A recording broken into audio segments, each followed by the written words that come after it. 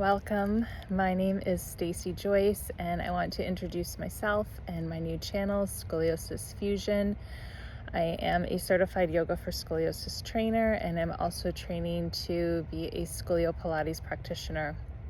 So my story with scoliosis began in elementary school. I remember the screening in the nurse's office and my form being marked with mild scoliosis.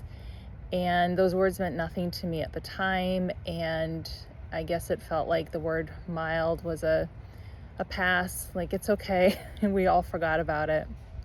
However, when I was a freshman in high school, I was at the mall with my mom shopping for bathing suits before spring break, and that's when we both noticed that something was going on with my back. My left lower back was protruding, and it was very scary because I had no idea what this could be. And in my mind, I was certain that I had a tumor, because why else would my back be protruding like that?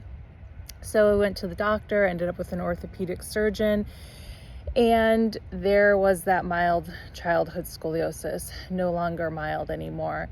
And I think from the beginning, the surgeon just wanted to wait for the right moment to perform the spinal fusion surgery for me. He wanted to allow me to grow, and so I went back for regular checkups, and in the coming year and a half, my curve simply got worse. I definitely developed a large compensatory curve, and I ended up with chronic back pain. So at the age of 16, I had a spinal fusion surgery. I had 11 vertebrae fused, 2 rods were placed in my back. I had an anterior and posterior surgery during that time. I wore a back brace for many months afterward.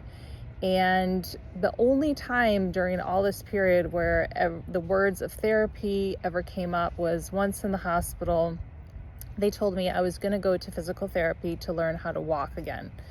And that sounded crazy to me, but when you stay on your back for weeks, you lose the muscles and the ability to perform those simple actions. So just to say, in all this period when I had pain before and after in the recovery, I never knew a simple thing to do to manage my own pain. And really my coping mechanism was to just trudge through it, just to be in denial and to ignore it, because I didn't know what to do for it. So 2 years after my spinal fusion surgery, when I had full clearance from my surgeon, he never told me any restrictions.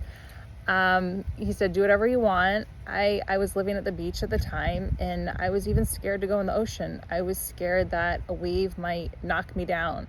I just was not strong at all. I had no confidence in my body.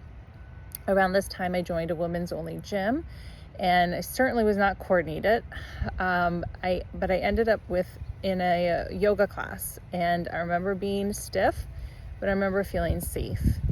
And from that time on, I've stuck with yoga through the decades since, and I really think that it taught me how to take care of my body in a kind way.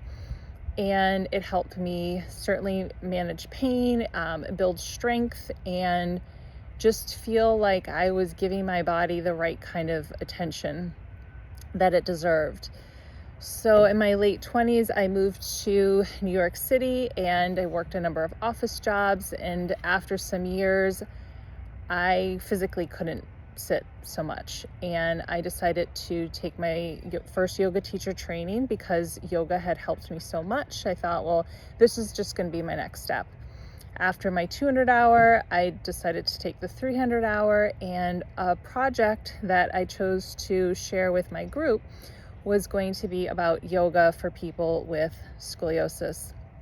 I couldn't find very much information online, but luckily I lived in New York City. I sought out the specialized teachers who taught this, and you don't know what you don't know. So I kind of knew that these teachers existed, but it just wasn't convenient for where I worked or where I lived, and so I didn't go out of my way. And however, this was the time where I did go out of my way, and I started taking classes and workshops on yoga with spinal fusion or yoga with scoliosis.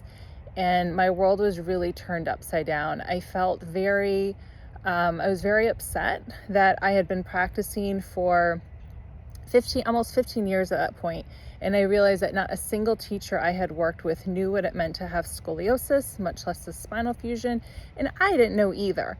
And so even if I had never decided to ever teach yoga in my life, I was extremely grateful that I had gone down that path and that I had learned this information for myself. So my first thought was, oh my gosh, I'm doing so many things that are just encouraging my scoliosis. I'm doing so many things that are encouraging my adjacent vertebrae and my fusion to, just take on too much extra load. I need to protect that area. I want to do what I can to prohibit having an extra surgery eventually. And I thought, I can't teach yoga. And I was overwhelmed. And once I calmed down, I figured, well, I can teach yoga to the people who are like me, who don't have a typical spine. We don't need to do all the poses. We need to focus on what works for our spine, our condition. We can still always work on calming the nervous system, listening to our body, and taking care of ourselves in a kind way. And that's my mission now, is to help people on this path not have such a long path and figure out ways to build strength in their body, to quiet their mind, to learn to befriend their body again. So I now live in Lake Norman, North Carolina. That's in the Charlotte metro area. I live here with my husband, my son, and our French bulldog.